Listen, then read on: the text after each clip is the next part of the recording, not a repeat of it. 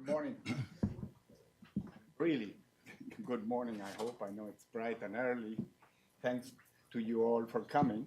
My name is Daniel Kaufmann. You can call me Danny. That's fine. I work at the Governance Institute, NRGI. Think and Do independent international organization working in natural resource governance. It used to be, in fact, two organizations we merged, the Institute and the Natural Resource. Very familiar partners, friends, let me thank OSF for the space and the partnership here. Particularly since they come at a very high premium these days, so much demand for so many events. Thank you for coming to this one, which promises to be really exciting. I hope everybody got the coffee, we're all fully awake, and this exciting event is about the power of data in transforming natural resource governance for prosperity. Now, I should hesitate a little bit of calling this a very exciting event about data. In fact, yesterday at an event with Christine Lagarde, the managing director of the IMF, where she backstopped the absolute importance of more accurate and effective data, and the need to do so, particularly in the context of macroeconomics and countries that we know where that has not taken place. Data is so important, accountable data is so important. However, it's totally not a sexy topic. Well, let's try in this panel to challenge that notion as well. In natural resources integrated with open data, with state-of-the-art IT or ICT innovation like database, infographics, geomapping techniques, not to speak about disclosure of contracts and what one can do with that, beneficiary ownership, the sell revenues by some companies and governments. I think, and I hope we have a useful discussion about that, data can be sexy indeed, and of course, so relevant as well. And in that context, let's not forget the exciting and important interface between social media related and data, so please feel free to fully engage. This is an open public discussion, and you see the handles there. The handle Extractives data, and it's at NRGI Institute. It's in the screen, and at the Institute with only one eye. Now, the other reason that this is an exciting panel and discussion about data is because what we have with us today. Let me briefly introduce our very special panelists. I can't do full justice for the sake of time. I'm moving onward, but let me start first from your far left with Mohammed Amin, who is Executive Director of the Africa Center for Energy Policy, and before he was a coordinator of IDI's Extractive Industry Program in Africa. He also worked for the Publish What You Pay Coalition Ghana and at the Ghanaian Ministry of Energy, and was involved with the trailblazing Public Interest and Accountability Committee, PIAC, in Ghana, that he may refer to. Many of you are in this field know about the importance of that type of multi-stakeholder approach and committee in that country. Next to Mohammed Amin is Judy Brown, the Vice President for External Affairs for Rio Tinto, having been the head of stakeholder engagement there before and also headed government relations. Prior to Rio Tinto, Judy was the legislative director at the US Chamber of Commerce. So great having you and representing also a segment of the private sector. To Sandy's left is the Honorable Kerfalla Yansané, the Minister of Mines of Guinea, who was previously, in fact, the Minister of Economy and Finance, and also was the Governor of the Central Bank of Guinea. Before that, He did work with the World Bank, with IMF, with NEPAD, UNDP, African Development Bank. I'm not going to have the time to list it all, but with a very distinguished experience and career. And here next to me is Sandy Stash, who is Tullow Oil Group Vice President of Safety, Sustainability, and External Affairs, and has over 30 years of international management and board experience at companies, including Talisman Energy, BP, and Arco. So it is an impressive panel representing senior government, corporates in oil and mining, and NGO, civil society, and think tank world. Before we start this panel discussion, though, I'd like to introduce the very esteemed guest who will provide initial remarks, and that's David Kennedy, the Director General of Economic Development and at the United Kingdom, yes, still United, Department of International Development, DFID, who is an experienced economist and has worked in development finance, strategy, and investment at the World Bank, from when we remember each other, at the European Bank, EBRD, and recently chaired the UK's Committee on Climate Change. He will help us frame this discussion on natural resource governance and data, and he also hinted to me that he may have some exciting news to tell. Please, David.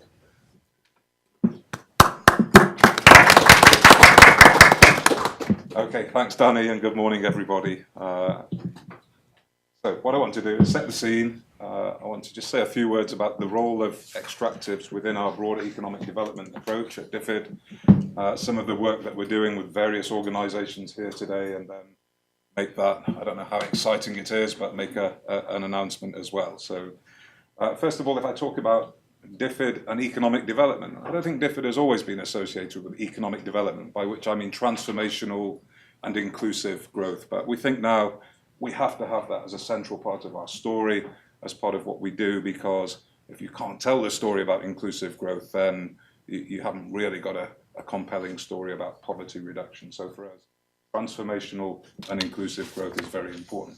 Now, we set out a strategy on economic development earlier this year. We've got very significant spending commitments in this area in DFID. So for example, we'll spend £1.8 billion on economic development. And beyond that, we will continue to spend money. And what we're doing now is trying to work through, well, we've got a high-level strategy, we've got spending commitments. What is our operational approach going to be?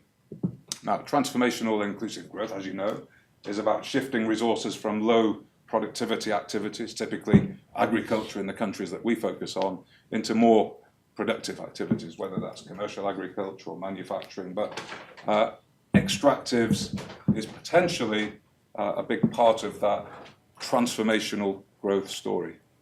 Now, I've only been in the job for about 3 months at DFID, but I have spent a lot of time within that 3 months looking at extractives. So, for example, a couple of weeks ago, I was in Mozambique, looking at the role of extractives in driving the growth strategy there. And in Mozambique, it's absolutely central to their approach to growth, what they are doing in the extractive sector. In a couple of weeks, I'll go over to Ghana, and again, I think we'll hear today that extractives are a big part of the economic growth story in Ghana. Now, I say extractives are potentially a big part, and let me stress potentially and part. So it's potentially, again, as you know, because there is the opportunity to take the revenues and the rents from extractives and spend those well for the country. It doesn't always happen. There's lots of examples where it hasn't. And it's potentially part. You can't have a transformational growth story that is just based on extractives. So it is a useful driver, but it has to be part of a more balanced growth story. And that was my message to Mozambique, that it's great you've got extractives, it's great you're focusing on them, but you have to have a story, for example, about manufacturing and commercial agriculture that gives you that balanced approach to economic development. So if I move on to how is it that you can use extractives well and for the benefit of the country, and we've heard already from Danny, it's about transparency, and transparency is about having the data available. We've done a lot of work over the years, actually, in this area with various civil society organizations. We've worked with Tullow, we've worked with Rio Tinto, and we have a huge amount of data now available.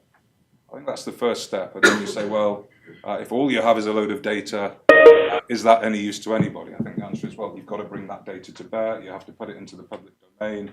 It has to be there for the various organizations, civil society to digest, to understand, and then to act on, to make sure that we get this virtuous use of the revenues and the rents from the extractives industry. So in that respect, I think we had an announcement on the UK side from my Secretary of State just in Greening, which was in July this year, about 5 pilot projects that we will fund, which is all about getting that data and putting it into the public domain and making sure that is used as part of the debate to shift the way that people think about using extractive revenues. And I'm really interested to hear, that is what we're going to debate today, how can we use the data to shift that debate to make sure the right thing happens. If I just move on and say we're here because of the NRGI. It's an organisation we very highly value in the UK. It's one we think has specific expertise, for example, in the Natural Resource Charter in the governance area. We know in a more general sense, though, that there is a lot of vested interests that try to close down debate in this space, and we think that the NRGI is very well placed to open up that debate and make sure that countries who are embarking on that journey of unlocking their extractives potential.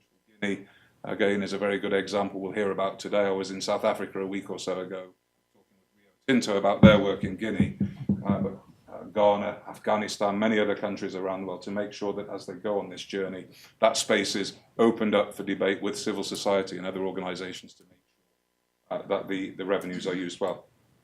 I'm going to finish now with the announcement that Danny said, and that announcement is that we will partner with NRGI, and we'll do that over the next 5 years. We're going to contribute £60 million to support the new strategy, which will deliver improved governance of natural resources, and that will be focused on 16 countries. So 5 years, it's £16 million, it's 16 countries. What we want to do is to build the expertise on how to foster and catalyze a data revolution, which will create transparency, which will make sure that we unlock that potential for extractives to be a big part of the transformational growth story. So I will leave it there and hand it back to you, Daniel. Thank you.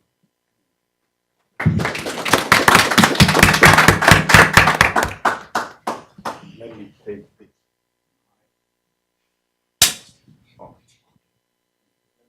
And of these announcements they can do.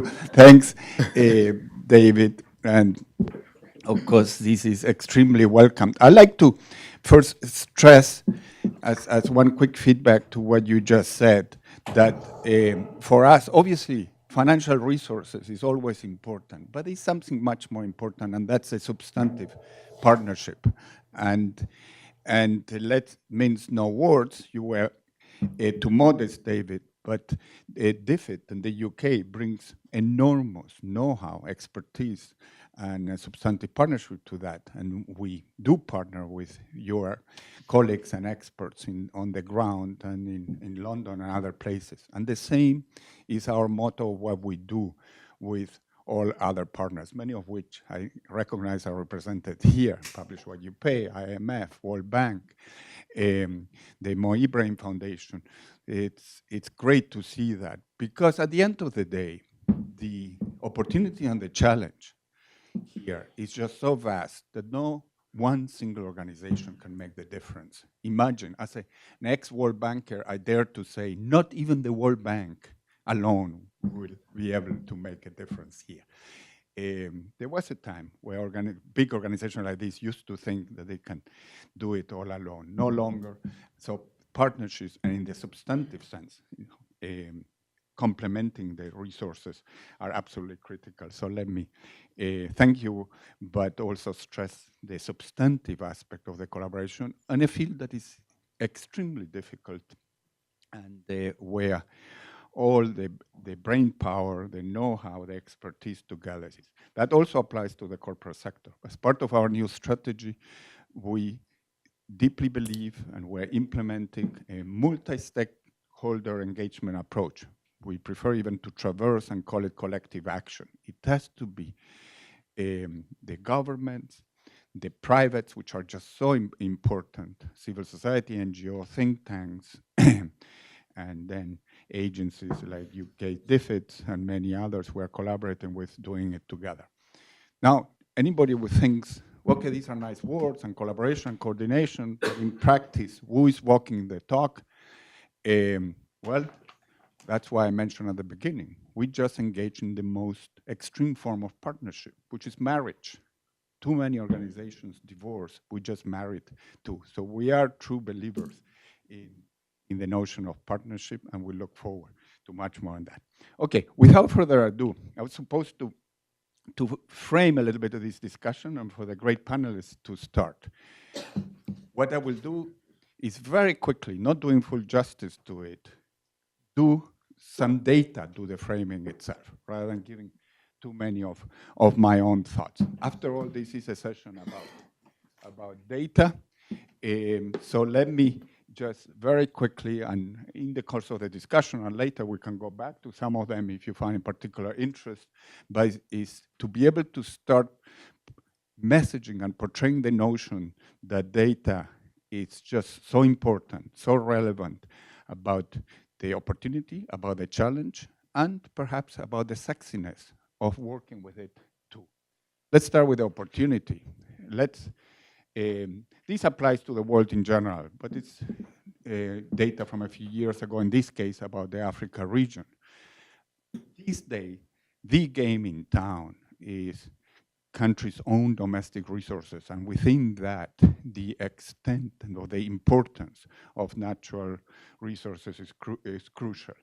This is the resource rents in Africa dwarfing the aid of all of the aid, overseas development aid that goes to Africa, by magnitudes of 8 to 1. By now, maybe even 10 to 1, and projections to the future even more so. So focusing much more on the issue of their own domestic resources of each country, and particularly emerging economies. Full disclosure, I come from an emerging economy, and that's Chile, which is also resource rich.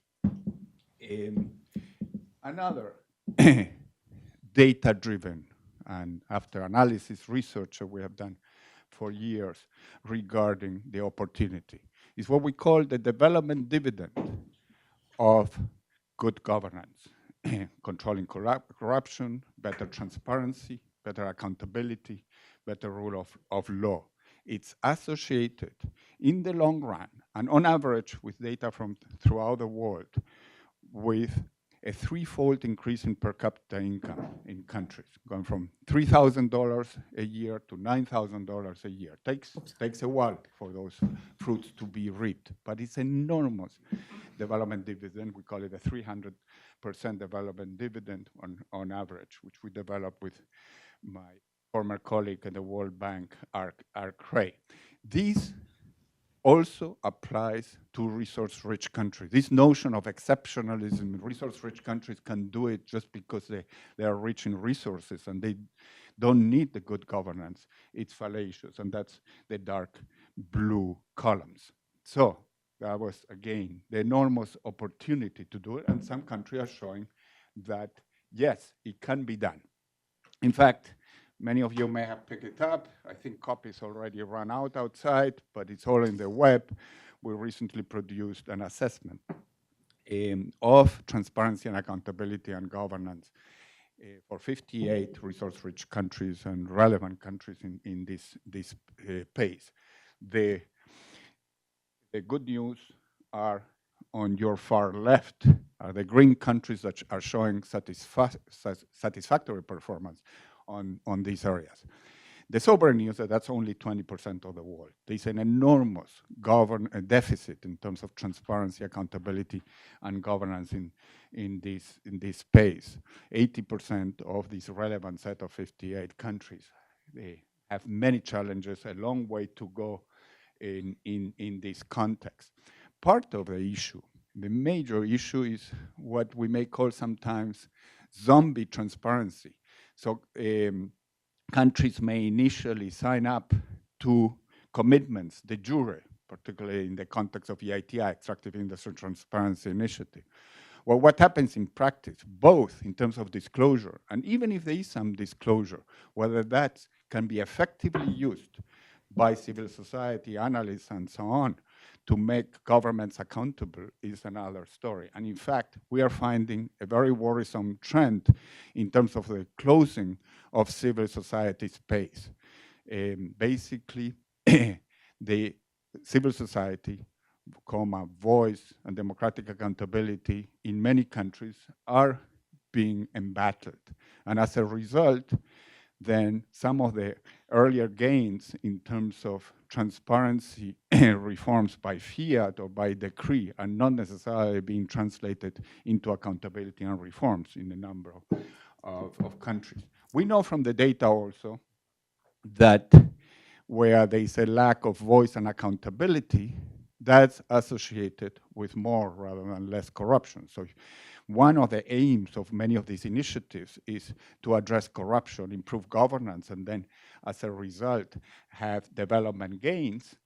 That's not going to achieve in places that are very close in terms of transparency data, but particularly so in terms of voice and accountability, translating any additional data into accountability. So as a result, it's no surprise that we see a similar trend with a little bit of a lag in terms of control of corruption.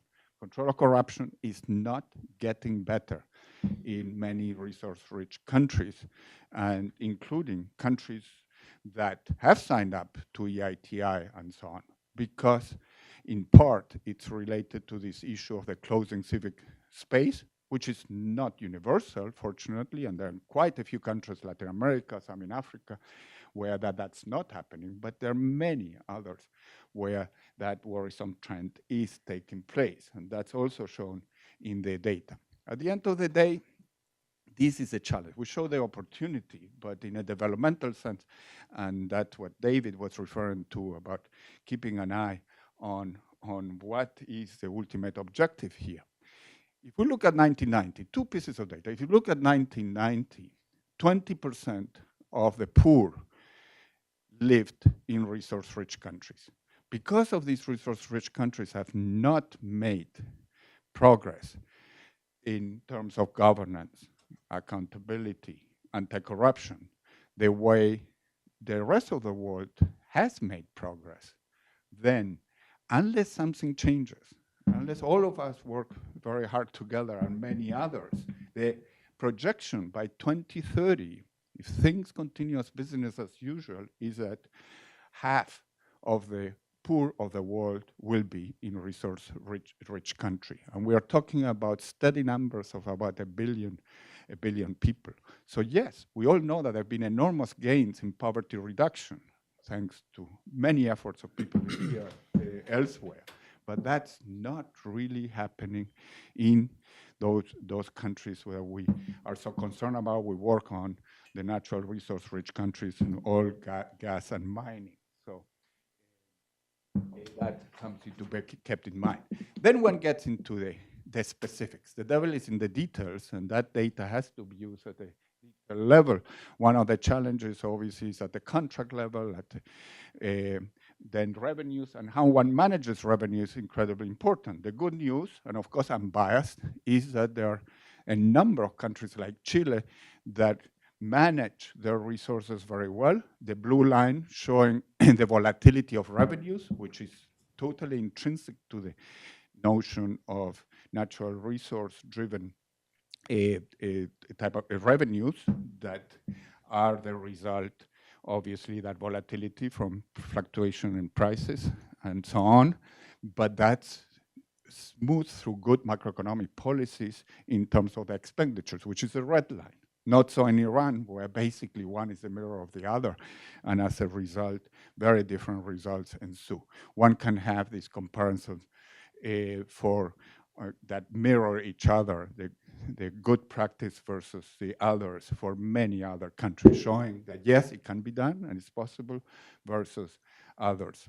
Then devil in the details, beginning to look into the remaining issues of opacity, which are really important. What's happening at the very detailed level with oil sales done by a number of traders which are the intermediaries, which are based mostly in Geneva, in Switzerland. We have a report on that, so I'm not going to get in detail, but we're talking about huge amounts of money which have not gotten the scrutiny that is required. So, but we managed to obtain some of the data, and doing that analysis, it can be very insightful and lead to policy advocacy changes. Getting to the exciting part before I conclude, just to show two types of example. This is geomapping, okay, that can go back for decades in terms of oil wells being explored and drilled in the Gulf of Mexico.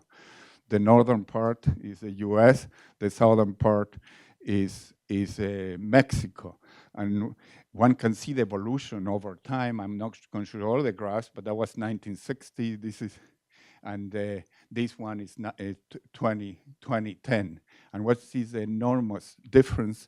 And if one does that type of analysis for around the world, just across the border, but the same geobasin, and one of our great experts is looking into that, one sees that it's very much related to governance, where companies and investments are going. The exciting news there is that right now, Mexico is embarking in very far-reaching reforms and basically reforming the whole governance of that the whole energy sector. So that whole equation can change very, very dramatically.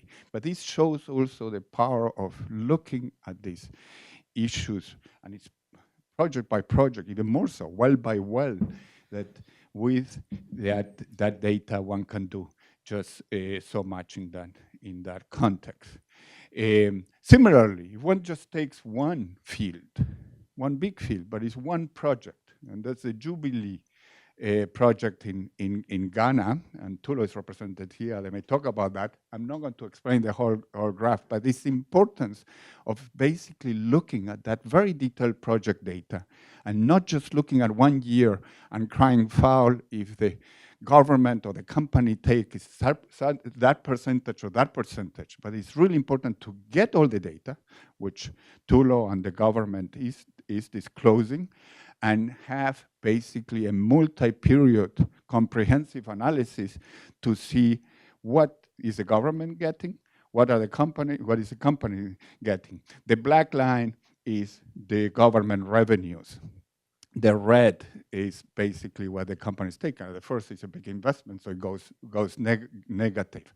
So not to rush to conclusion too early before looking very carefully at the project level. Once one looks at the project, one can link the contract, basically information, if it is disclosed, which in this case it is, with the flows. This is with the projections for the future that show that by looking at the bottom part of the bar, which is what the basically government takes, how that will evolve over time also in the future, and looking at it in that comprehensive fashion rather than focusing only on 1 year, saying 2011 or 2012, and saying the government takes this small or that or not. So that's just basically to give these snippets. It's so important to look at every stage, obviously, of the chain. There are many decisions and policy issues that all can be subject to evidence-based analysis and then evidence-based policy recommendations. That's part of the Natural Resource Charter, the importance of data at every stage. I'm not going to mention more examples because I want to get now into the panel.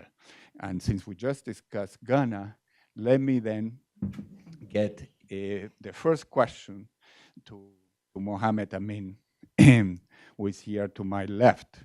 We know that Ghana, and this is going to be very interactive and frank, we discussed it before. There's no secret that Ghana faces a public finance-induced economic crisis right now, even though there have been many accomplishments that Ghana has had in a longer term. But right now, you have a big challenge in the country, and that's at the same time that all revenues have begun to flow into the treasury, which was what we just saw.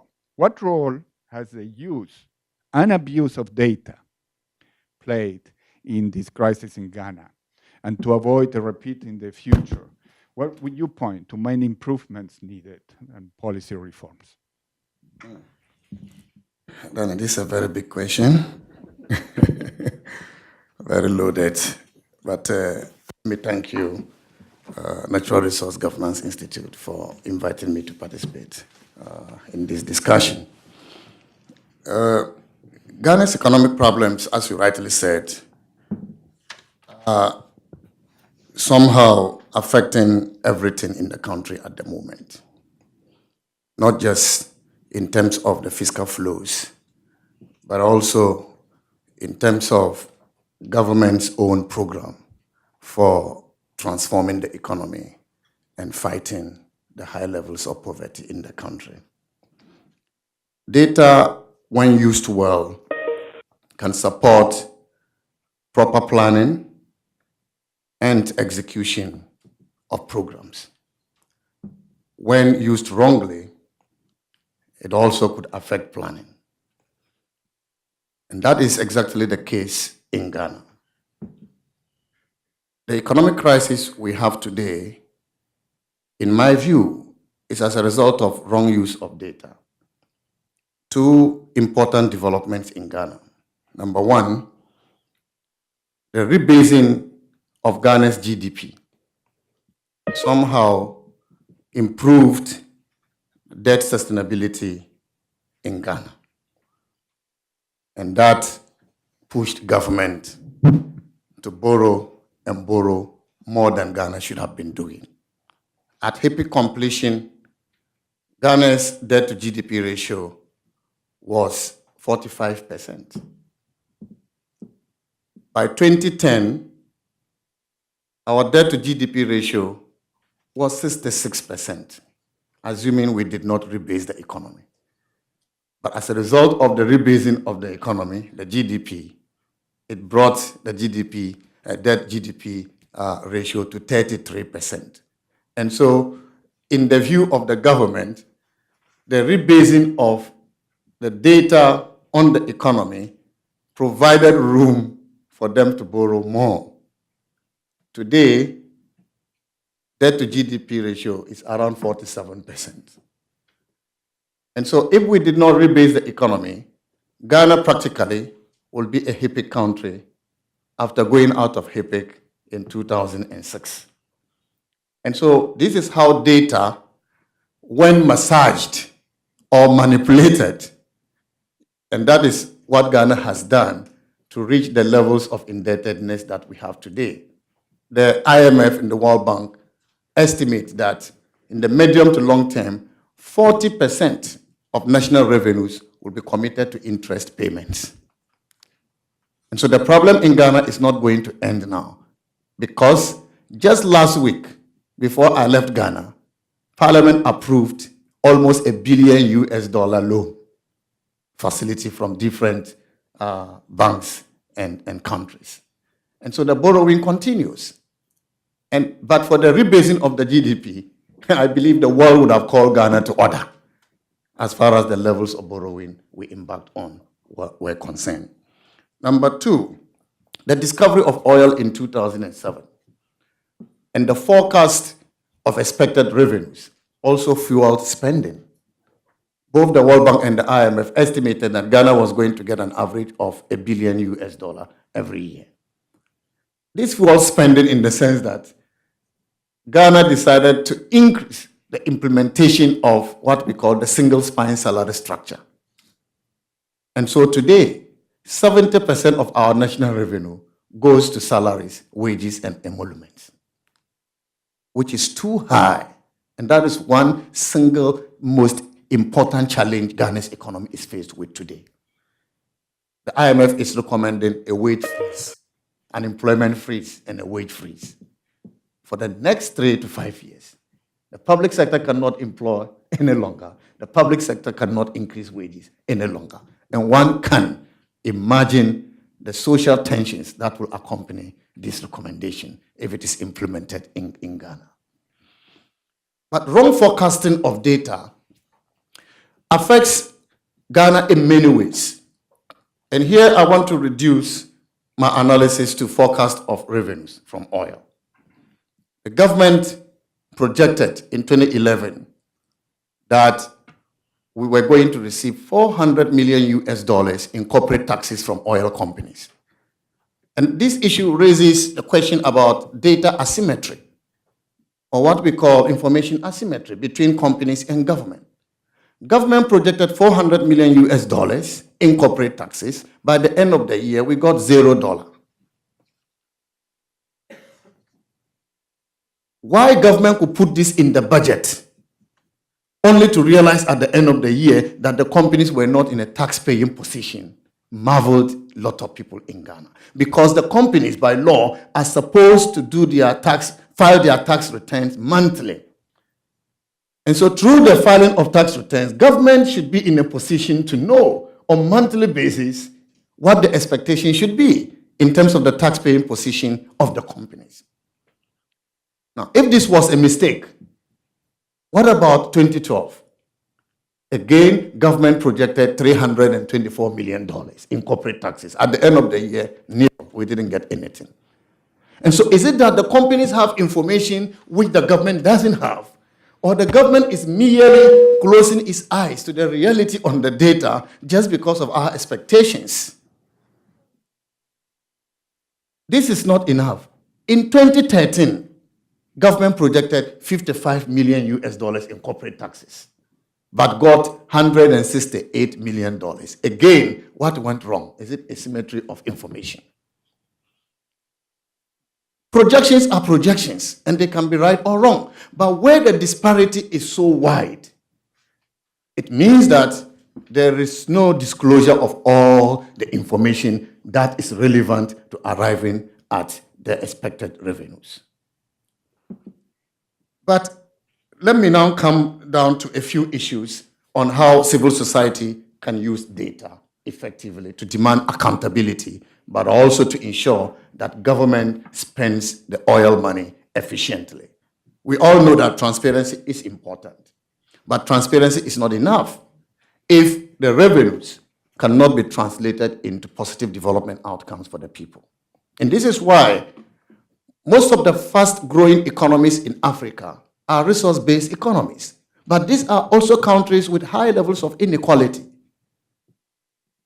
Most of these countries have embarked on reforms.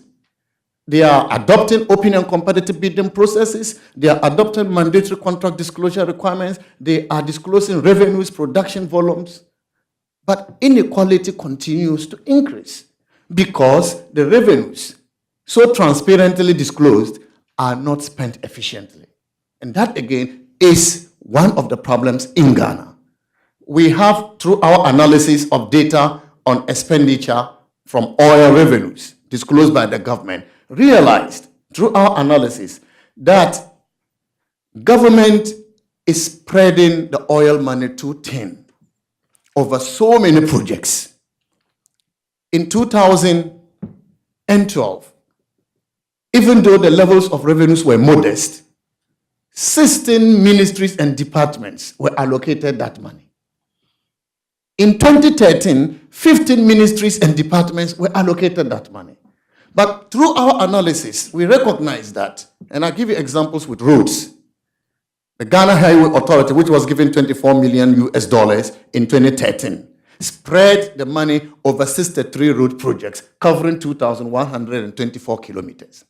And so the average allocation per kilometer amounted to $11,000. And so if we maintain this rate of disbursement, granted that the official cost of doing a kilometer of asphalt of road is $375,000, it will take not less than 30 years to complete each of these projects. And that doesn't translate to efficient spending of the money. That will not solve the inequality problem in Ghana. And so spreading money too thin, nobody would have known but for the analysis of the data on the spending disclosed by the government. The government listened to us. The government took into consideration our recommendations, and in 2014, only 6 ministries and departments received the oil money. And so we are moving there. But if civil society is not able to take the data disclosed by government to analyze the potential impact of that data on development and to draw government's attention, we were going to continue spreading the oil money to tin. I have other issues I'll come on later, but thank you very much for the opportunity. Great.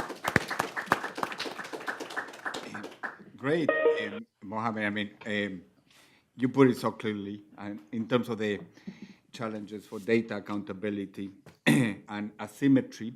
So we'll get back to other panelists and then to the audience later in terms of mutual accountability and responsibility, because there were some questions raised about the role governments, the role of companies also, how they can help in terms of data asymmetry and ameliorating that, but also the role of IFIs, World Bank and IMF, and what can be done more collectively. And eventually, at the end, when we go to Tullow Oil, we will hear what you are doing on that. But let's go to Judy now from Rio Tinto, because that's very relevant also for other countries that may be facing some similar and some different challenges, like in Mongolia and in Guinea, where Rio Tinto has been publishing the payments it makes to government. And so you have in many other countries in the world. So these investments that you have obviously have the potential to entirely transform this economy. So the question is, first, to let us know what originally motivated this voluntary disclosure of these payments, and how important is it to keep the public and investor informed for you, what you also gain from that in this related to these mega projects, such as those in Mongolia and in Guinea, which is represented here by the minister. Sure. Oh, you can hear me. Never mind. Well, I'll give you a little background on the Taxes Paid report, which is a global report. We have just published the 4th consecutive Taxes Paid report, showing all the taxes that we pay to governments, national, local, regional governments for 2013, of which we paid $7.5 billion in taxes and royalty payments. And they're really, I guess I would say 3, there's probably more, but I mean, the 3 that top come to mind, the reason why we do this is, one is contributions that we make. We really want people to see the contributions that we make in an open and transparent fashion. Not just governments, but the communities and where we operate, as well as civil society or whatever it might be. We think it helps with any perceptions of corruption that are going on, and I think it also helps with accountability. So communities and places where we operate can hold governments accountable for what happens to the payments, because it's all published in terms of what they are and what royalty payments are being made, what taxes are paid, and it's very open and transparent. So they can hold governments accountable for what they're spending the money on, what they're investing in with this money. And then it's, transparent for us in terms of how we pay. I mean, I would also say that we are in favor of, publishing government contracts that we have, so that people can see the terms of our agreements. Now, obviously, we don't necessarily agree with that in terms of commercial contracts, but certainly when it comes to large government contracts, like you said, we can be pretty transformative in a country. And so therefore, there's a responsibility that comes with that. And there's a responsibility in terms of how the country is going to take advantage of such a large project that could have a potential for economic development. But as I think we all know, it sometimes also has has some disadvantages. So sort of the Dutch disease issues, where you have inflation and you have really high cost of housing, and you have to make sure that countries can take advantage of these large projects. Oh, that's great. Let me follow it up, Yeah. giving your succinct answer. This is just so important. So you are all for revenue transparency, and you are demonstrating it by walking the talk, and you have been a pioneer on that. You're also mentioning, and your CEO mentioned it yesterday, that you support contract transparency, which has been a very hotly debated topic among privates and others in recent times, and we're not there yet, right? So this it could be a game changer. As we saw from the previous example of data, one has to link the contracts and the revenues for being able to be more effective and ensure accountability. So this is critical. So when you are now talking to governments, and like government of Guinea, which is represented here, and others, are you in all cases already going ahead and saying, let's go forward and disclose these contracts? Because this day and age, and particularly in Guinea, we're going to hear soon, I presume that there's no objection from the government to the contrary, right? So are you already going ahead and disclosing these contracts? Or this is at initial stages of beginning to support it? Yeah, well, I mean, I can't speak for governments, but I can certainly speak for Rio Tinto, that we have a public support for publishing our contracts that we sign with governments. And we've published every payment that we've made to the government of Guinea. And well, this is great news. Next week, there's going to be a very important international board meeting of the Extractive Industry Transparency Initiative, EITI. It will take place in which we're in board Myanmar. members on. We sit on the board. You sit on the board. Well, Deborah Valentine I sits know, on the Deborah. board. Yeah, no, yeah. Deborah Valentine. I sit on the board. Yeah, well, there you go. And let me say very frankly, this is an unresolved issue, and in such a global initiative transparency issue. So your voice there and making it very explicit about both revenue and contract transparency would be fantastic. Also, you are both, if I'm not mistaken, a U.S. And basically an Anglo-Australian company, Yeah. correctly? So do you have a view also, and you have discussions with the Australian government that basically is a little bit behind, especially the EU, Canada, and Yeah. also the US, in terms of jumping aboard the train that has already departed on transparency in revenues and next in contracts? And, Well- and you are so influential. So what is I don't know about that, but, the view there to get No, Australia? I mean, I get your point. I mean, I think that being strong advocate of something is important, but I think actions speak a little bit louder than being as a company a strong. I mean, we can advocate something, but we can only really take care of our own business, and in our own business, you know, our taxes paid report has caused some controversy among the industry, but, you know, we continue to do it and we will continue to do it. And I think those things maybe have more of an influence than strong voice in a meeting, or, you know what I mean? I think we continue to work with the Australian government, but as Sam Walsh, our CEO, said yesterday, you know, they actually really do a really good job of publishing their contracts with land agreements and Aboriginal groups, and they're actually, you know, maybe a little bit behind on the EITI standpoint of it, but they're not, you know, so behind necessarily in their action. So, I mean, I think we'll get there, I think is my view. I just think that what Rio Tinto can do by publishing its own contracts and publishing its own taxes paid and royalty is, you know, I mean, it's the same thing with climate change, or, you know, many of these other issues where, you know, civil society and companies try to work together. Eventually things progress, and eventually what seemed sort of innovative at one point sort of becomes common practice. And I believe that transparency on these sorts of issues in the extractive industry will become common practice. It will become open, people will begin to see the benefits, and things will move forward from there. Great, and then we can use the sexy data. So let's move now with that to a top official from a government, in this case, a very important relevant country of Guinea in this space. So Honorable Minister Yansané, we know about Guinea, it's no secret in the past, it entered mining deals that were not in the best interest of the country. And there were unscrupulous investors taking advantage of privileged access to information. So it goes to Mohammed Amin's point of asymmetry of information takes place at that. Also detailed micro context, but very importantly so. So the question is, would public data, for instance, through a transparent cadastre and disclosing contracts, have possibly prevented these bad deals from being signed in the past? And what is Guinea concretely doing now about these issues of transparency in thinking about the future, which you are absolutely a key player in your country on this? Yeah, thank you, David. I would like to express my appreciation for this invitation and give me the opportunity to interact with colleagues from industry as well as NGOs.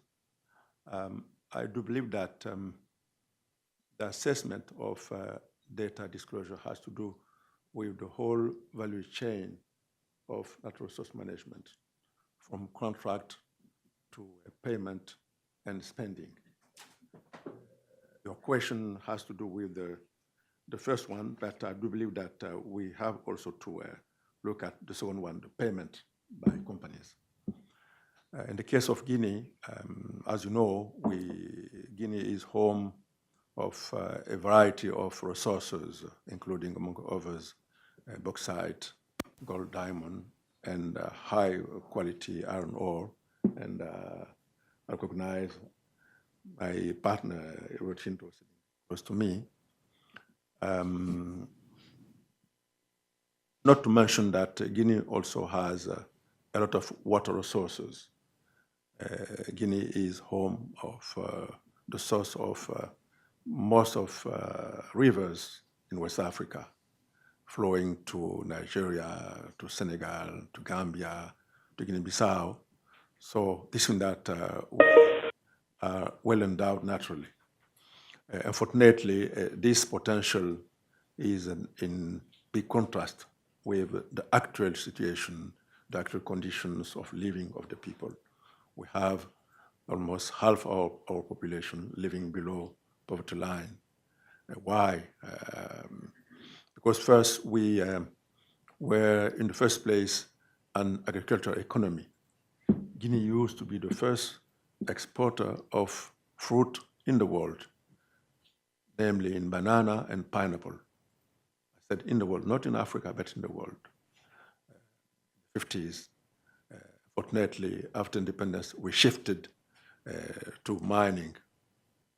This could be a good opportunity to diversify our economy. Unfortunately, we didn't do it because of a variety of reasons. For me, there are two main reasons. First is asymmetry of capacity between our administration and big mining companies. But two, opacity of contract.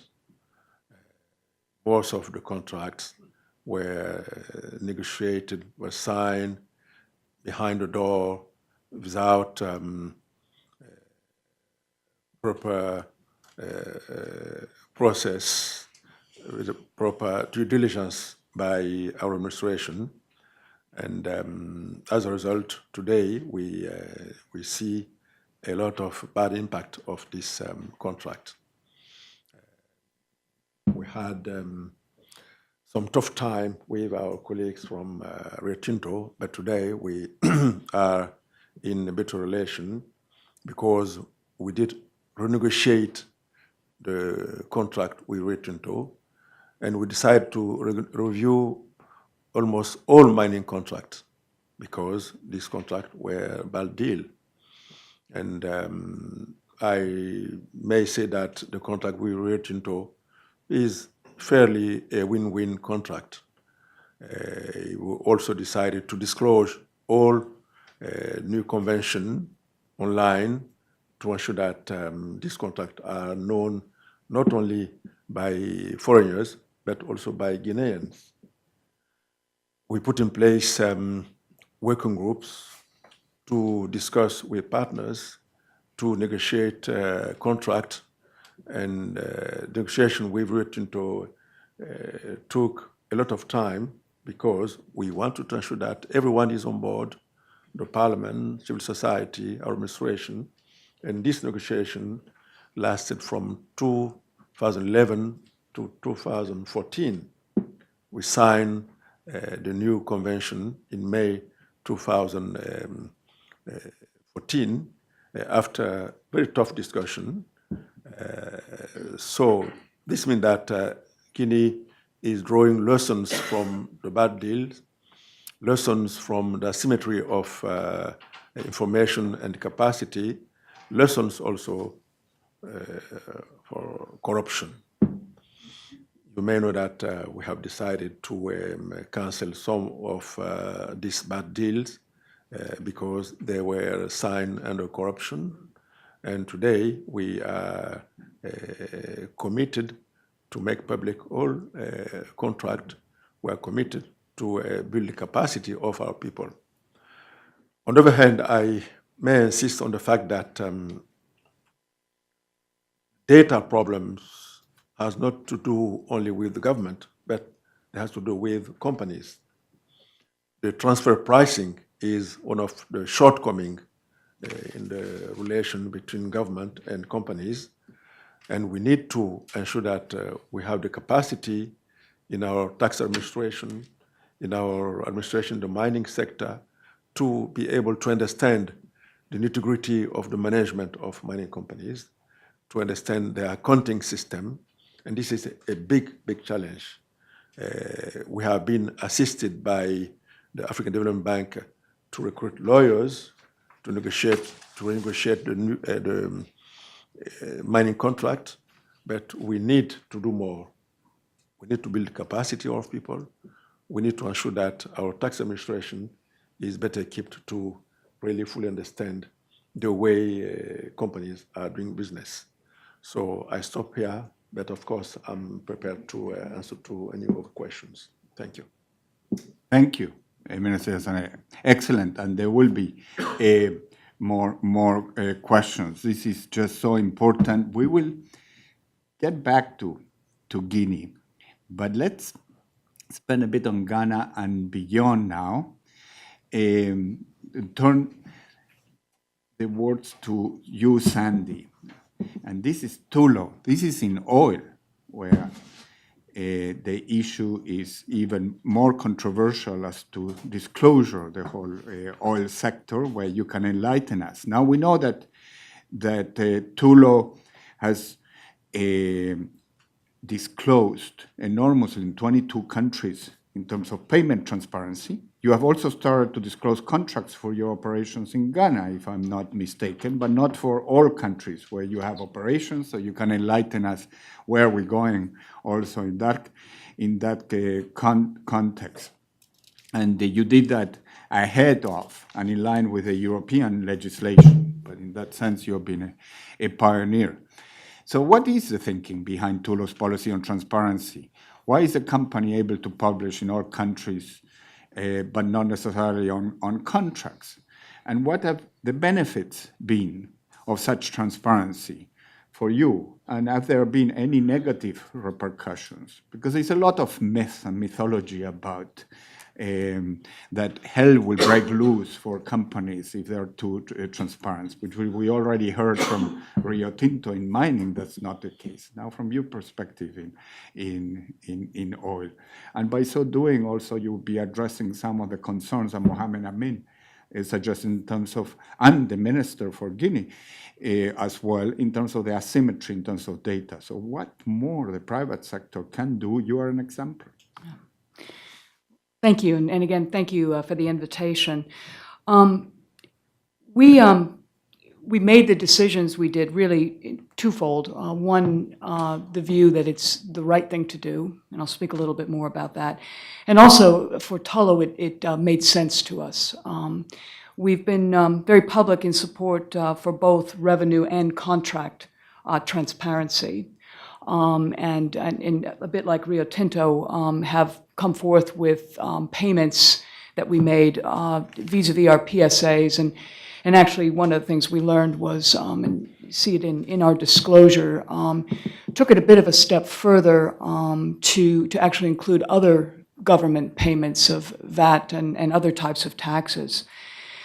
When I say it's the right thing to do, and I think it's been said much better by my fellow panelists, but extractives, oil and gas mining, have the potential to create a lot of wealth that, if used properly, can be a great stepping stone toward sustainable economic growth, if done properly. And transparency is a very important first step in making sure that those revenues are well managed. So certainly that was the basis of our thinking. The reason it's right for Tullow is we are our company, small company, mid-size independent, largely exploration-led, and we operate in some of the very most undeveloped parts of the world. And I think in that vein, it made good sense to us, and good sense for us to get out ahead, and I'll say slightly ahead of what's coming down in the European legislation.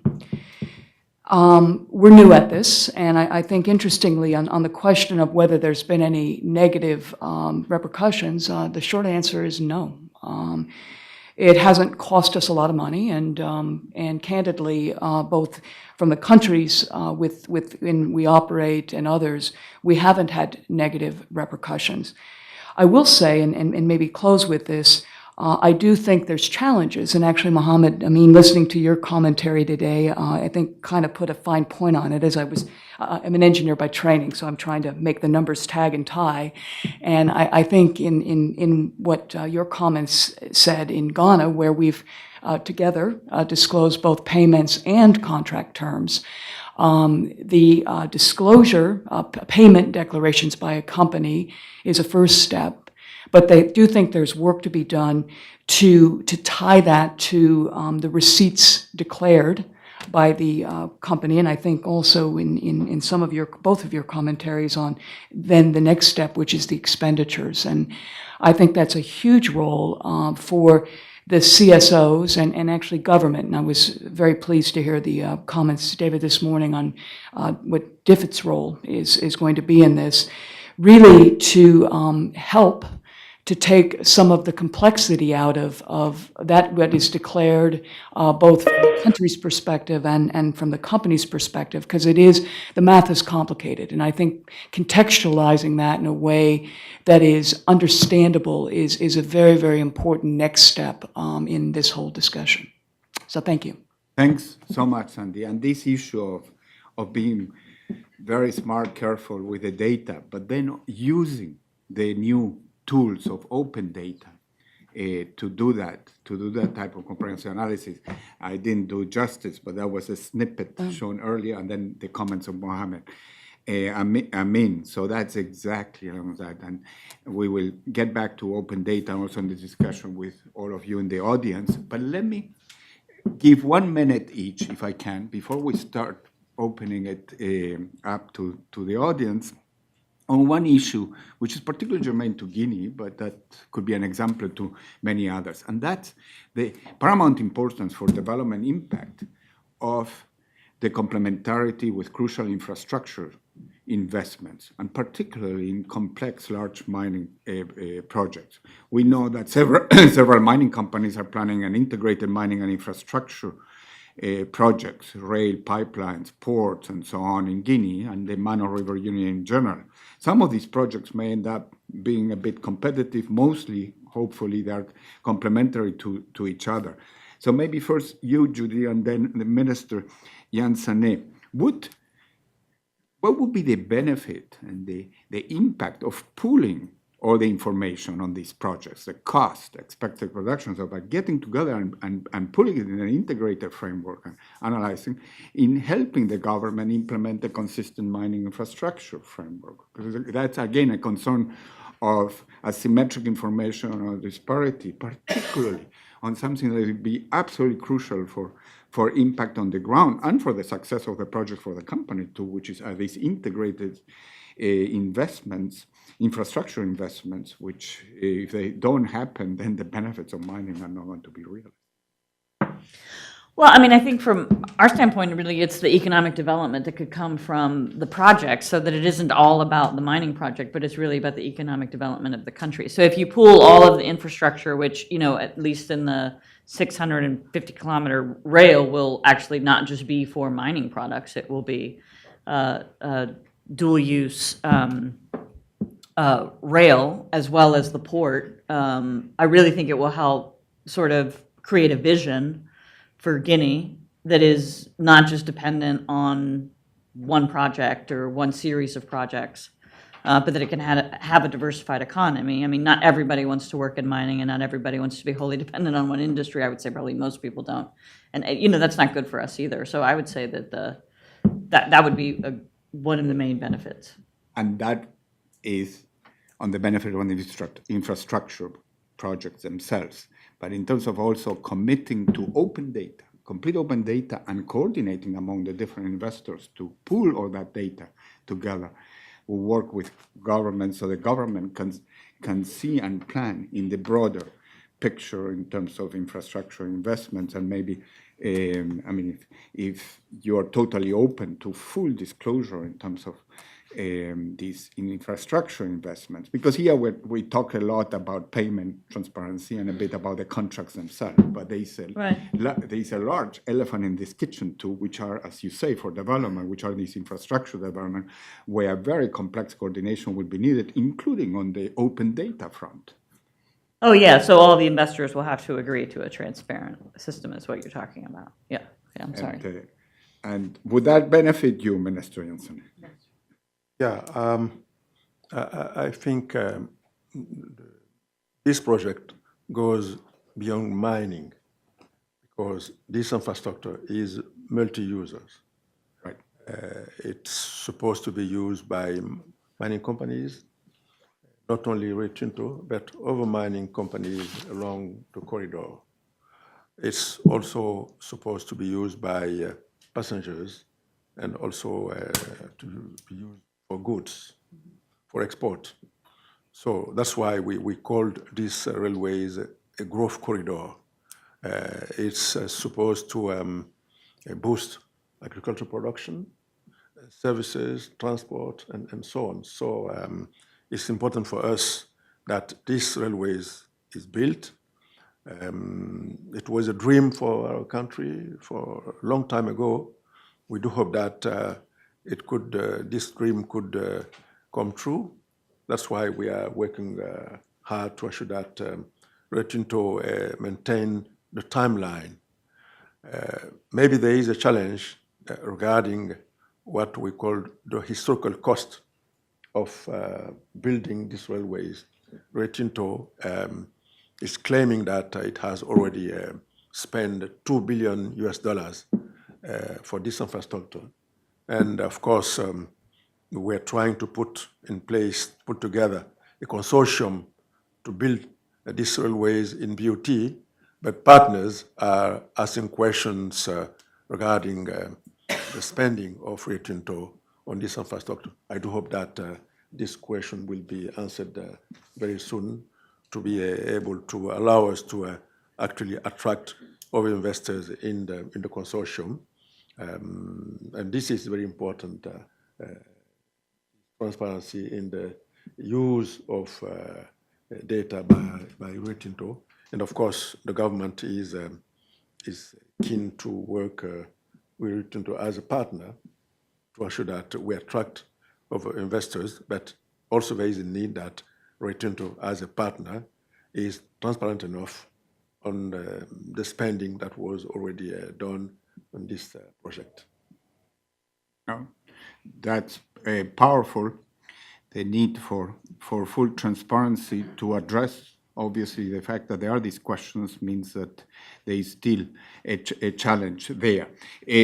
Let's go back now, mention one thing about contract transparency and open data. A lot of innovation has been going on by many. And someone in this room we have been collaborating with a pioneer on this. That's Michael Jarvis from the World Bank, talking about open contracts. And Guinea was a pioneer in terms of the data and the open contract initiative for natural resources, which we have partners. So maybe you have a reflection related to open data and these issues, Michael, and then we open it up to all the rest of you. Thanks, Danny, and thanks to all the panelists. It was very interesting listening, and I appreciated it was a much bigger framing of the power of data than you usually get, which often gets into the weeds of, linking up EITI data with EU, which is all important, but I actually thought this was more powerful to have a bigger contextual framing of linking it to the real development challenges of the countries. one thing I'd love to hear a bit more from the panel on is this issue of the quality of the data. It's not just the accessibility of it, it's the quality of it. And one thing that my colleague Andrew Schleffel here and has been working with others in the bank is a pilot looking at EITI information from government systems and revealing, and the early signs are that there are often a lot of issues around the quality of those systems and what's actually being generated and how well that's being used. And I think even within government, across agencies, the power to use quality information much more is something that we can tap. I think that should link to the openness of the models by which you're doing these calculations as well. I thought it was interesting to see what Global Witness had put out an analysis of a couple of Ugandan contracts, but putting out the models by which they then also calculated the potential revenues, etc. I really like the point around the capacity to use the data and Amin's example of how they were able to analyze, the value for money and of the spending from the oil revenues in Ghana. One thing I see as a limitation is what do we do in a country where you don't get that responsiveness? They ignore the fact you're pointing to 14 ministries receiving funding. Next year it's 16 ministries, 17, not that they hear and have the debate and reduce it down to 6, which links to your point, Danny, on the space for civil society. But my real takeaway was that I think there's a real collective endeavor here, which is on showing the power of harnessing data to basically show how Extractives contributes or not to development. I think that's something the companies share. They're under pressure to show how the governments, civil society too. It's a common area of interest. And I think that's maybe the linchpin we could build around in terms of how we coordinate more effectively. And I think the example of resourcecontracts.org, where we worked with the World Bank, with NRGI, with Columbia Center for Sustainable Investment, on the database of contract information, and now linking that up, we hope, with other databases that become available on other parts of the value chain. That's one way, but I also think as the investment in the data work builds up, we have a responsibility from the World Bank side and from others to make sure we're coordinating not just the interoperability of the data sets, but our own actual analysis and use of that, and we're not replicating endeavors. So, but no, it was very helpful. Thanks. Oh, thank you. A great insight. Andrew, would you care to say a word? Also, I saw Philip Daniel was with us until a minute ago. The bank and the fund just had a great day on Monday on these issues of fiscal transparency. You are working together with the fund, and we contributed the margin on this very area in terms of going into the next stage of codifying and institutionalizing the issue of fiscal transparency in natural resources. So maybe I can make a few comments, I guess. I mean, one of the issues that globally we've had looking at data and understanding and being able to use that information is the fact that until recently there hasn't been a way of readily comparing revenue information from countries or in fact much data at all, because there hasn't been a consistent way of talking about various revenues. There hasn't been a global classification for the way in which you talk about various income streams. And one of the things that the IMF is doing in partnership with us is piloting an approach to use a new set of extractives nomenclature that the IMF has developed that tries to develop, I guess, a universal code for the way in which various revenue streams are referred to, and looking at whether or not that's applicable to various country contexts. And if we can actually establish a universal set of revenue codes, as opposed to the current situation where you've got native classifications in different countries that are very different, then we can do some more interesting work looking at what does that mean? What can we see in different country contexts? What can we see in terms of different revenue streams? What seems to work well? What can we see in terms of, I guess the payments that are being made across commodities, across countries, across regions? And so one of the things we're doing at the moment is looking at whether or not this new set of nomenclature that the IMF has developed is applicable, does capture the entirety of various revenue types that are currently being generated, and then from that, what can we do with that information? I guess more broadly than that, the new EITI standard requires the publication of a range of other types of contextual information, and that contextual information gives real meaning to the numbers. So the numbers are one thing, but they don't actually give you the full picture. So $100 million was generated, but what if it should have been $1 billion, or where did that revenue go? How is it used? So another thing that we're looking at doing is is looking at the range of other types of information that are now being generated. What are the types of international standards that we can apply to make that information consistent, so that in the current situation, we have Mongolia producing 1,000-page reports that could be apples. We have Ghana producing, reports that could be considered grapes. We're not able to compare apples with apples. So what we're looking at doing is looking at ways that we can develop consistent data to make the broader global data picture more useful, more interesting. Great. Related to the new standard for EITI, and you mentioned also going the next stage, the extra mile, and going into contextual information. Can you say a word what's the thinking, the planning regarding this project on beneficiary ownership and on contracts? And about revenues and all the different types, as you say, the nomenclature to being very specific. The presumption is that it will have to go very detailed, and the more project by project, it will be useful, and that's not being discouraged, correct? Yeah, so we're still very much in initial stages, and obviously what we want to do is our approach is to ensure that what we do is something that all stakeholders are happy with, and that it actually is useful and contributes to the broader discussion in a constructive way. So we're currently at the moment looking at, with the range of various data points now required, what are some of the potential universal standards that could be used? For instance, in production volumes, there are a couple of common ways of reporting on those. In terms of contracts, what can we use to make them more consistent? So the first part is looking at that set of various information types. Encouraging a degree of consistency, and looking at then how can we make that information more accessible, what type of electronic format, how can we encourage countries through their EITI reporting to provide it in a consistent way so that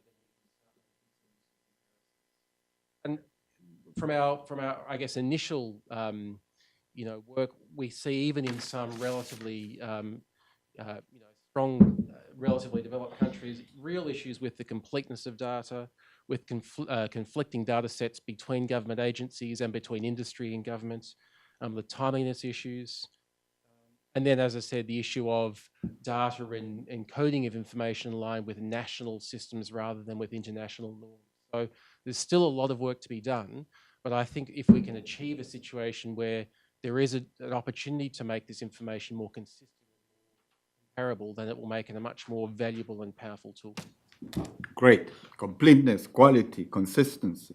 It's not just about this disclosure. I'll get back to the panel, but let's open it up now more broadly. Go first there to the far left. Please introduce yourself, and you can get up, and then your question. My name is Michael Isimbabi. I work for the Federal Energy Regulatory Commission, but I'm here more on behalf of the website africanprogress.net, originally from Nigeria, whatever that implies. I wonder if the panelists can talk a little bit more about the adequacy or the existence of capacity on the ground in different countries with regard to how you actually use increase public awareness and foster accountability. Because I think, as everyone here probably knows, in many countries you do not have enough capacity for using data, even if it exists, or using data to influence public opinion and so on.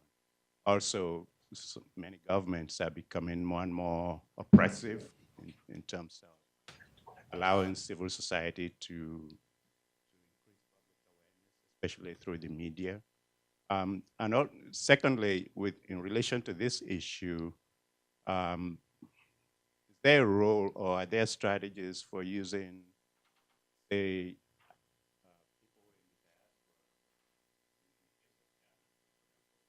where you do have a lot of Ghanaian and Guinean professionals, say in the US and other countries?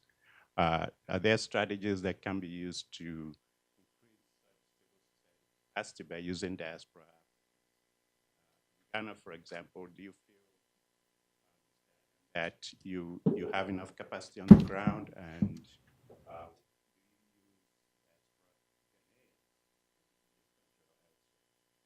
Great.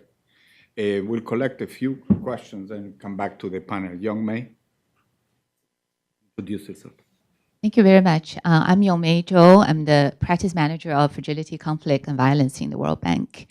In the countries that we work with, a lot of them are resource-rich and poor and poorly governed. So this issue is very much dear to my heart. Now, I want to push the panel a bit on the issue of development and data. Right? I mean, so far we've been talking about data on tax revenues, potentially contract terms, and I'm interested in the Ghanaian example where you really look at the data, where the oil money has gone, and what potentially projects could be achieved through that. We're still staying at the pretty macro level, right? So if we think about the causality between mining extractive activities to the final development outcome, part of the story is indeed macro, that we expect to get a lot more revenue that hopefully government will spend wisely on productive investment projects for the long term. Sometimes for legitimate recurrent expenditures, rapid increase of civil servant salary may or may not belong to that category. But there is another category of things that really matter, and especially in conflict fragile states matters a lot, is the local impact, the local development impact. Impact on water, impact on people's land and displacement, housing, on their expectation for jobs, their expectation for local business opportunities through the value chain. So I think when we talk about data for development, we really need to think about what civic engagement do we really want to stimulate through good data.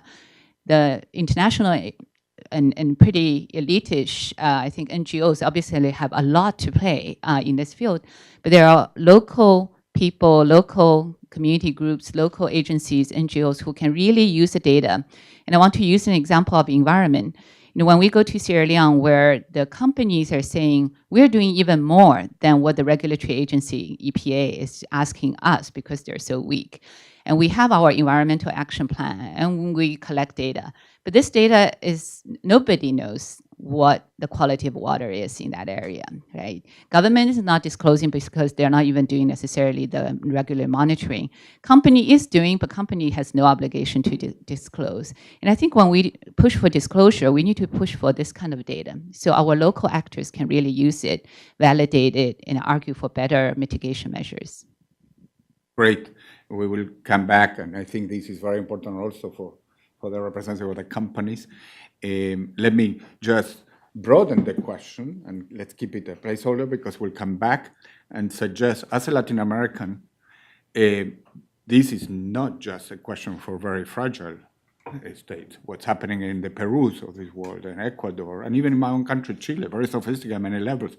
Those very questions of the local level and environmental impact and the water issues are absolutely key. So thank you very much. Let's go to Isabel.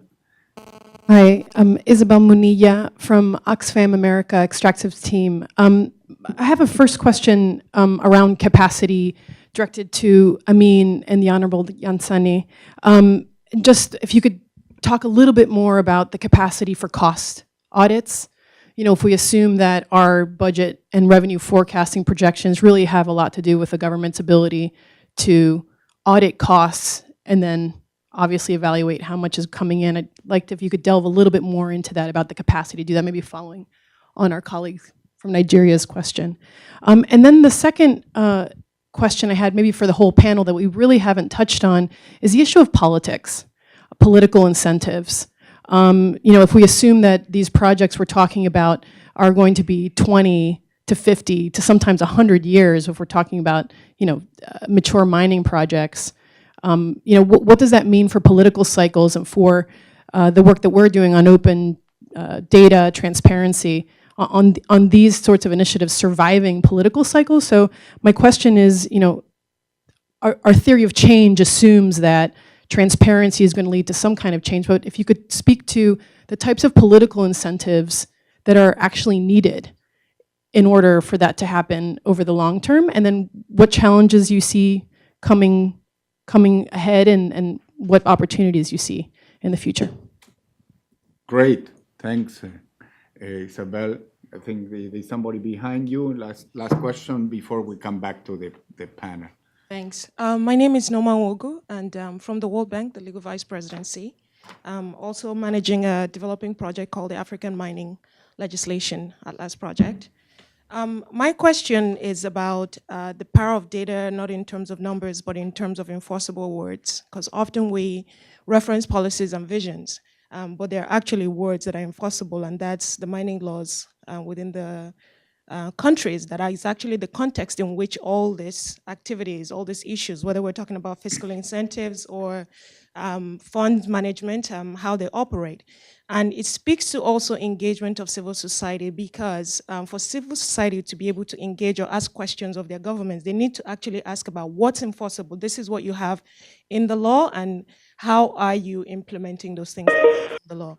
So I'd like to speak a little bit, or I'd like you to speak a little bit as to laws, for example. We're working on Guinean law, for example. We have provisions that accept the scope of application of Guinea's mining law in some contexts that are for national interests, but it's not clear what those are. So why you would be able to act on the mining sector without the law being applied is something that it's sort of not clear to the public. And I'd like to have probably most of the panel speak to how they engage with the legal framework, not policies, not visions, but how you engage with actually what is enforceable in the context of a country's mining sector. Thanks. Thank you. That's very much to the point again, and related to going beyond just the data itself. Let's get back to the panel. We'll go through the same order that we started with Mohammed Amin first, and you know very well which questions you want to take. If you're not taking a really important one, like the politics one, I will challenge you.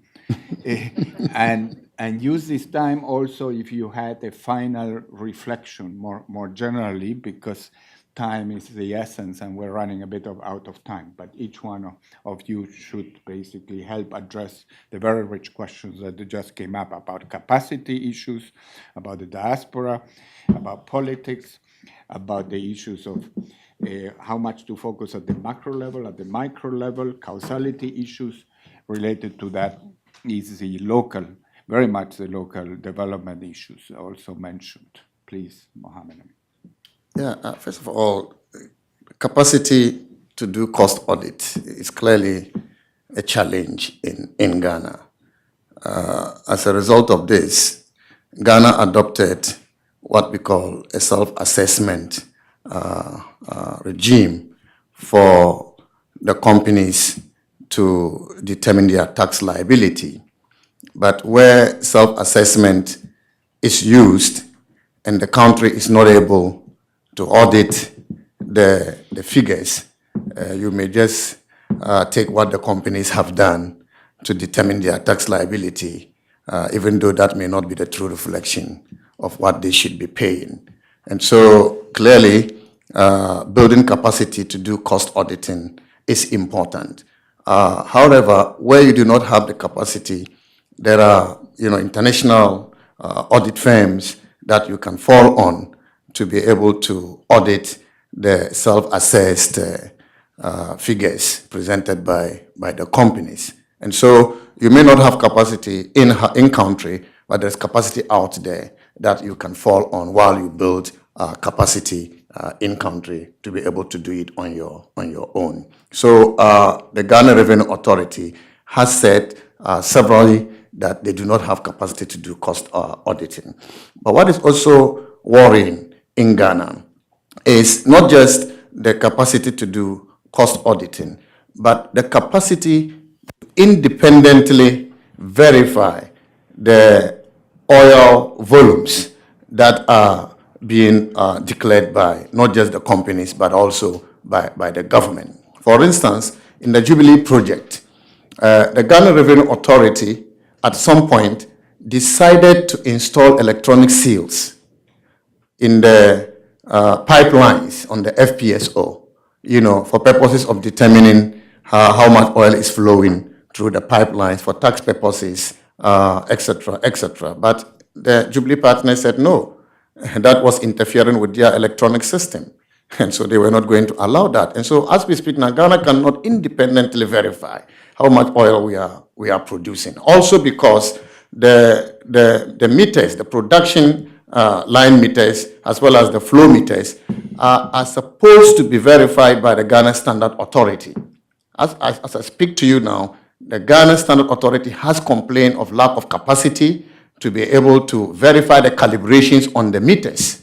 And so at two levels, there is evidence that Ghana is not able to independently assess the amount of oil that we are producing. So one is cost auditing, but also the other is the production auditing. And both clearly are challenges in Ghana.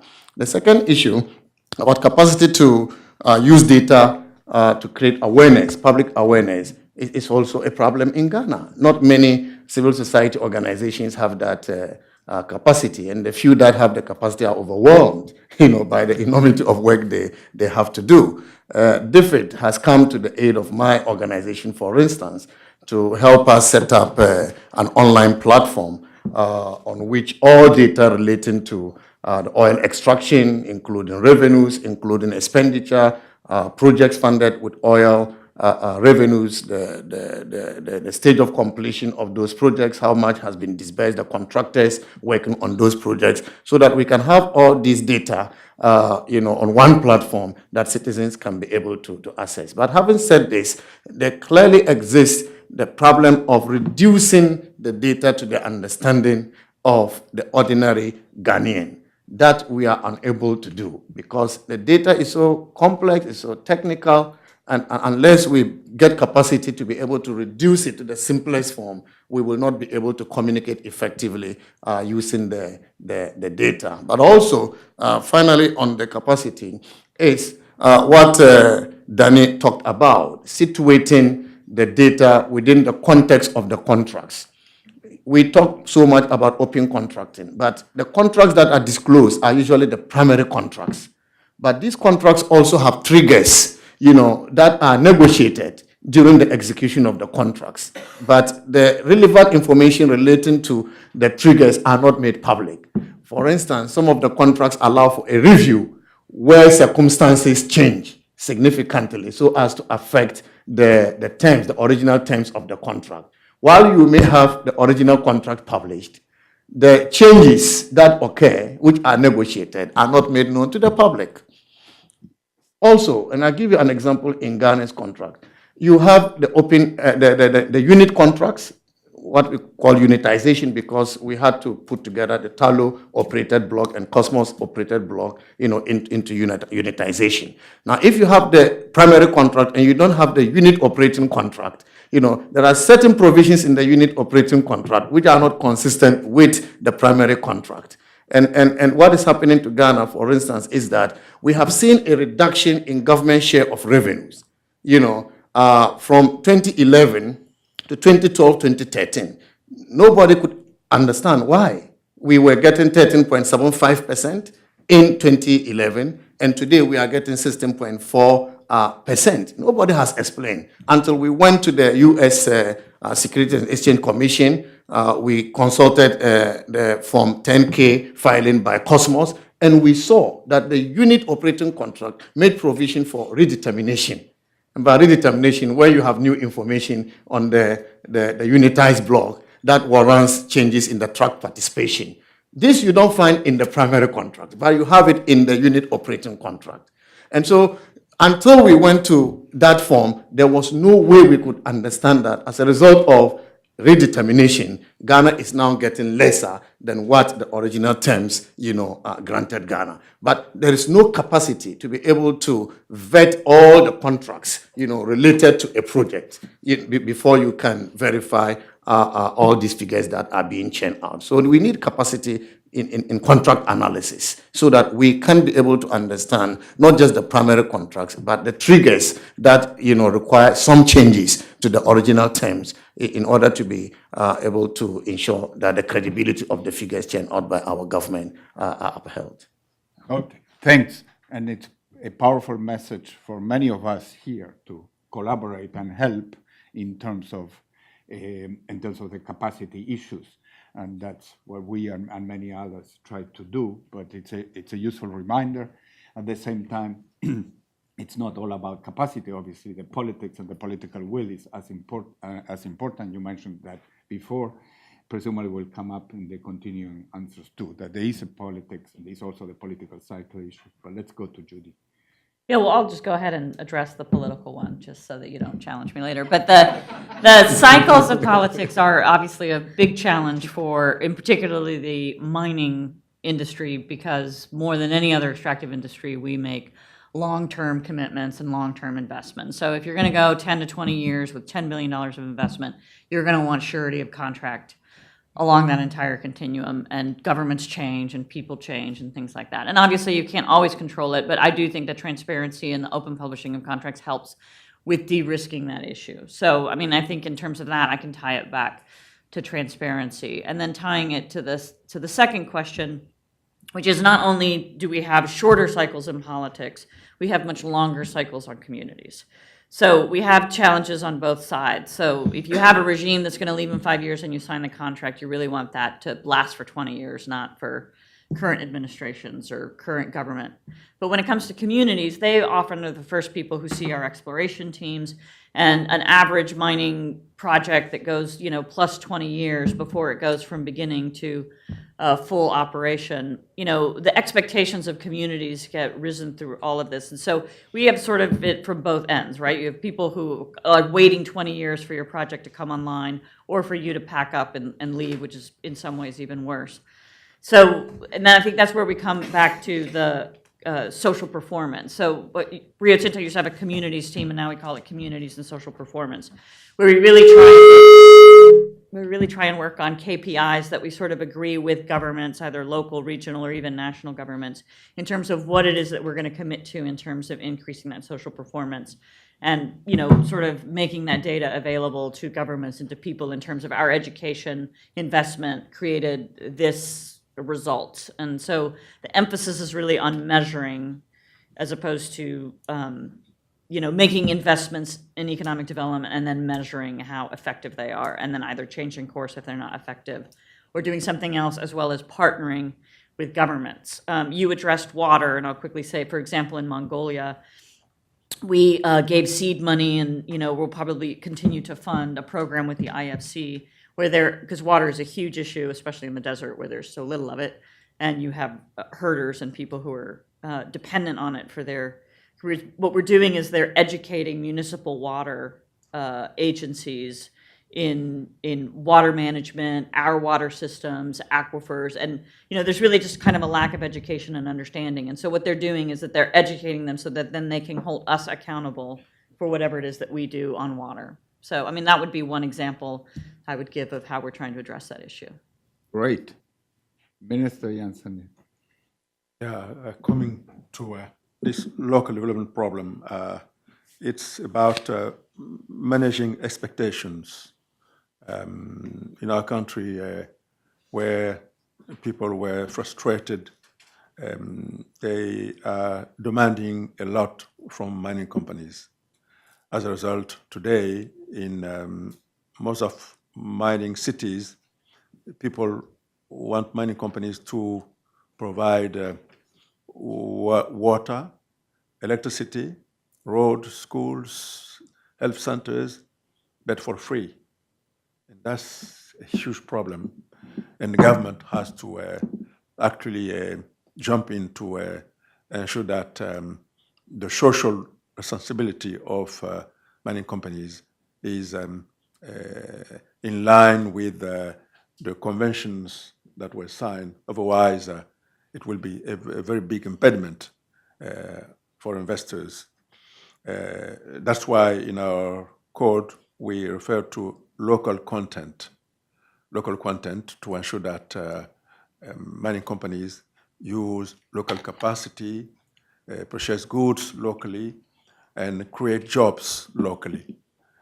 People sometimes are frustrated to see manpower coming from elsewhere, and they want to have their fair share of the activities. So that's why I'm saying that all this has to do with managing expectation. We have to reconcile the concept of local content and the provisions of the conventions. It's not easy. It's a learning process. And that's why we have decided to organize a round table in Guinea with the help, with the support of the World Bank, as well as the World Economic Forum, to try to figure out how we could promote the dialogue between mining companies and local communities. It's not easy, because when we talk about local communities, you have local authorities and local populations. And very often, local authorities hijack the proceeds of mining activities. So we have to ensure that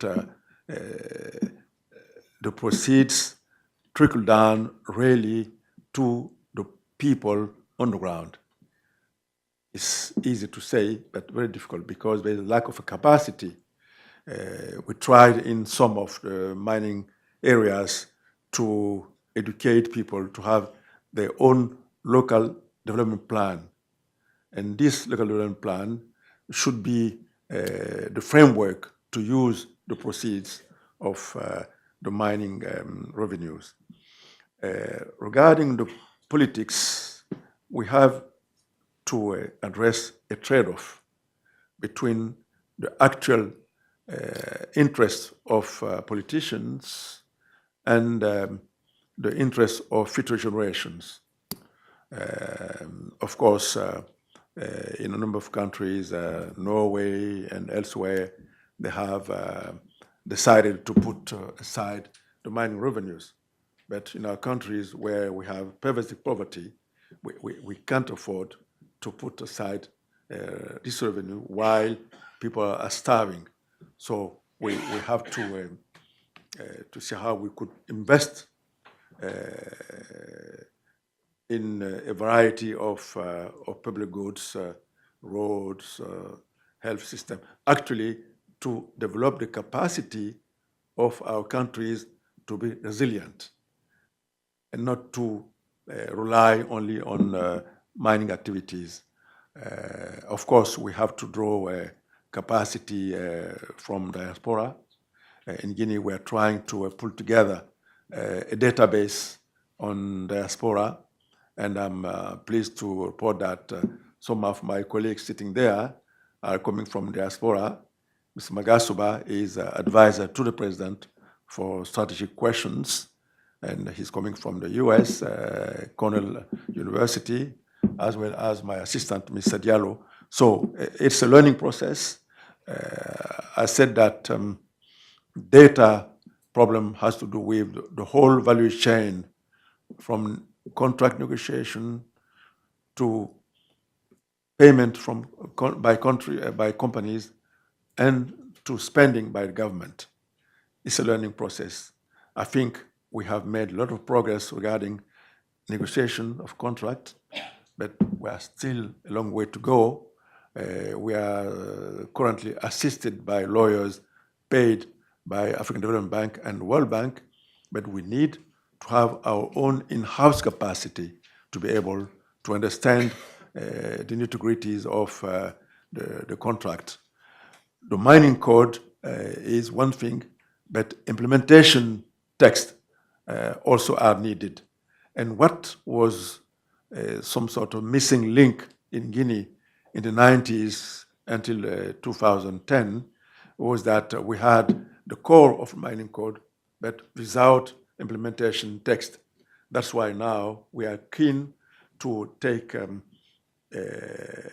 to share experience with colleagues from Ghana, from South Africa, from other countries, to have best practices, to be able to reflect these best practices in our implementation code. It's a learning process. It's a long way, but I think we're getting there. Regarding the payment by companies, this is a very, very big challenge. That's why I was saying that we really need to build capacity, but also to get support from partners to be able to understand the way companies are run and their accounting system. And this is a big, big challenge. I mentioned the fact that Rio Tinto was claiming that he has already invested $2 billion in the construction of the infrastructure. As Guinean, we do not have any clue how to audit this spending. But since we are putting together a consortium for funding this infrastructure, I'm sure that the consortium may have the say in this cost of Rio Tinto. We have conducted a roadshow in China, in the US, and everywhere we go, the same question arises. How much Rio Tinto has already spent? So I think partners, new partners may be able to certainly put pressure on Rio Tinto to disclose the whole spending that happened before.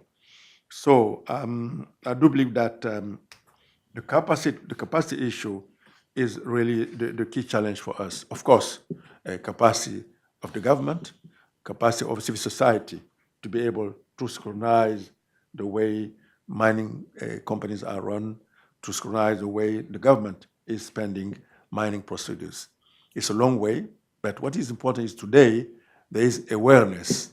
Wherever you go, there are workshops, there are panels discussing the way natural resources are managed. And this is, I think, a big progress. Thank you. Great. Panels are great progress, but even more so with real and accurate data. From your point, Mr. Yansané, I think it would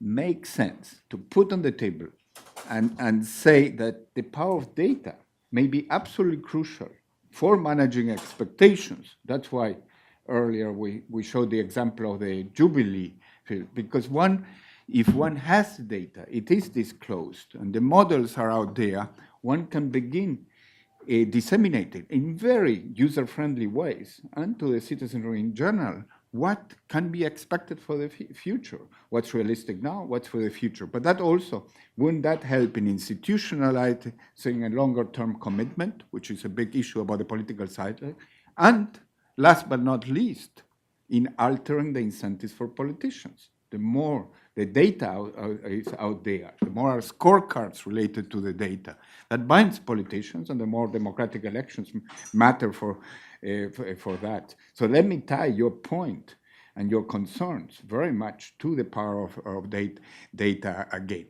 We'll go now to Sandy. I'm very mindful that the time is the essence. We have run out of time, but that's we run overboard. But that's very much a function of the fact that this has been very, very exciting. But we're not going to go back to you without one Twitter question that has come to you, because social media and data interface on that. So very quickly, what was the question to? This is from Meddia Hamami, who's a journalist in Tunisia, and he directed the question specifically to Tullow. You've talked about why disclosing your contracts and certain data is helpful to you as a company, but he wants to know if you were talking to the most opaque of extractive companies, and you could probably imagine a couple in your mind, what would you say to them, and how would you sort of persuade them or just inform them about your experience? What would you say to them? Why is it a good idea to do this generally for a company? Yeah, it's a tough question because every company, I think, is different and comes at it in a different way. But I think certainly from our experience, and I mentioned this earlier, we haven't seen anything negative from the disclosures, and I think and I think importantly, it is not the end of the discussion; it's the beginning of the conversation. But fundamentally, I think it is a discussion that needs to be had. So that I think I would say that to anyone in my sector. And I think if I just quickly closing, and I will be quick, I picked up on a couple of themes, and I think one is Lady in the mention. There's something about the power of numbers and the power of words, and words. I'm going to hone in a little bit what you said. I think there's something critical in this whole discussion, in this idea that I think you refer to it as global classification of revenue streams or whatever, but the vocabulary is very, very important. And I think you see that even in this country among states when you talk about it. It's a very, very complicated area. And I think the more that we can be helped with the power of words and commonality and vocabulary, I think that'll help almost as much of the disclosure and data.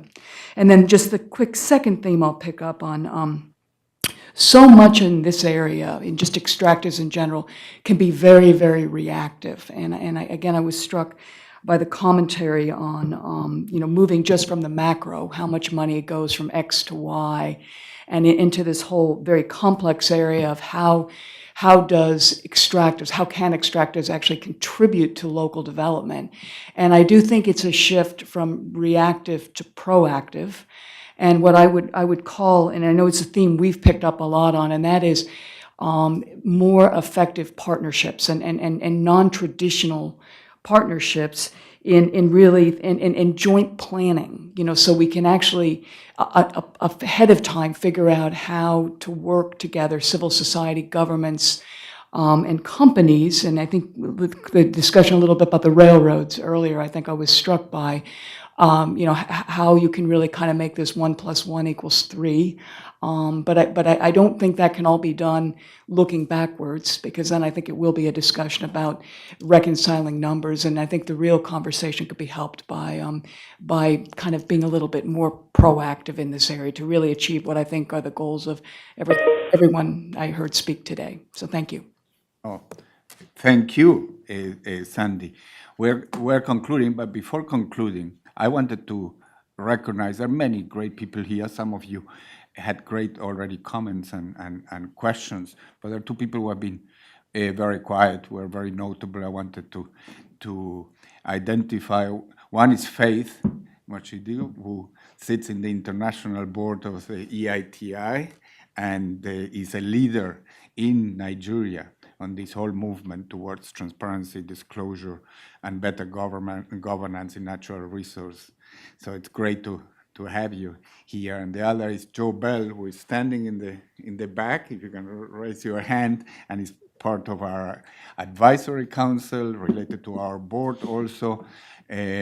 Wears many hats, but is a fantastic expert in this field, including on these very issues we discussed. You were too quiet today, but I'm sure you'll share some of your great expertise when we still have coffee and whoever wants to stay and there is more food. But with that, I wanted to thank very much everybody of you who have been here and great comments. Wanted to thank, of course, the UK, DFID, for the great new dawn on a very ambitious partnership, which we all believe is needed.